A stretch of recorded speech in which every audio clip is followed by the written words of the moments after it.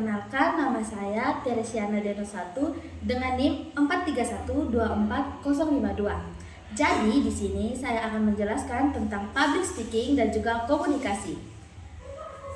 Pernahkah teman-teman itu berbicara panjang lebar, menjelaskan sesuatu dengan penuh semangat, tetapi orang-orang mendengar justru bingung, atau mungkin mereka mengangguk-angguk, tapi sebenarnya mereka tidak benar-benar mengerti? Kalau pernah, tenang, itu bukan sebuah tragedi pribadi. Itu tanda bahwa kita sedang berhadapan dengan satu hal yang penting, yaitu komunikasi. Karena pada dasarnya, public speaking bukan sekedar berbicara di depan umum. Public speaking adalah tentang bagaimana pesan kita bisa sampai, dipahami, dan bahkan diingat oleh orang lain.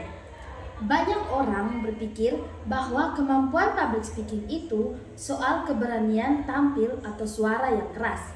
Padahal itu hanya permukaan.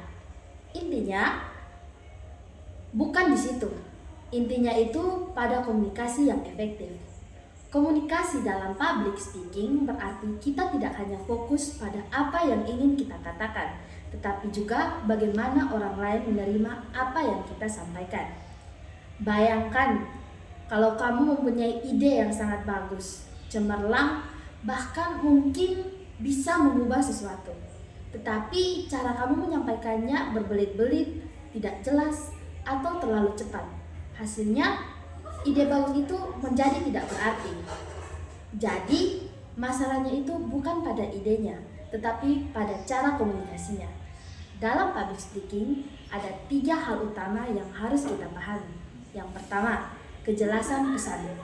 Seringkali berpikir bahwa semakin rumit penjelasan kita, semakin terlihat pintar.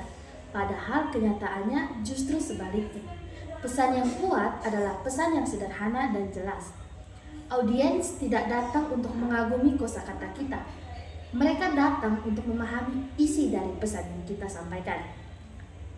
Kalau kita berbicara terlalu panjang tanpa arah atau menggunakan istilah-istilah yang sulit untuk dipahami, audiens akan kehilangan fokus, dan begitu fokus hilang, pesan kita pun akan ikut hilang.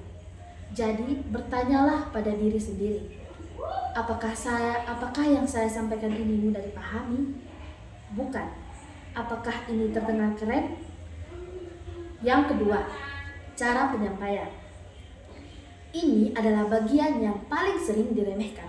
Padahal, cara kita menyampaikan pesan bisa lebih kuat daripada isi pesan itu sendiri. Nada suara, intonasi, ekspresi wajah, dan bahasa tubuh semuanya berperan. Kalau kita berbicara dengan suara datar, tanpa ekspresi, bahkan topik yang menarik pun bisa terasa membosankan. Sebaliknya, dengan intonasi yang tepat, jeda yang pas, dan kontak mata yang baik, pesan sederhana bisa terasa kuat dan meyakinkan. Coba bayangkan 2 orang menyampaikan hal yang sama.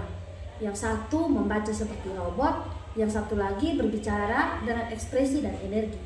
Manakah yang lebih kalian ingat? Yang ketiga, koneksi dengan audiens. Public speaking bukan ajang pamer kemampuan berbicara. Ini bukan tentang kita saja. Ini tentang hubungan antara pembicara dan juga audiens. Kita harus tahu siapa yang kita ajak berbicara, apa latar belakang mereka, apa yang mereka butuhkan, dan apa yang mereka harapkan. Ketika kita memahami audiens, kita bisa menyesuaikan cara berbicara kita.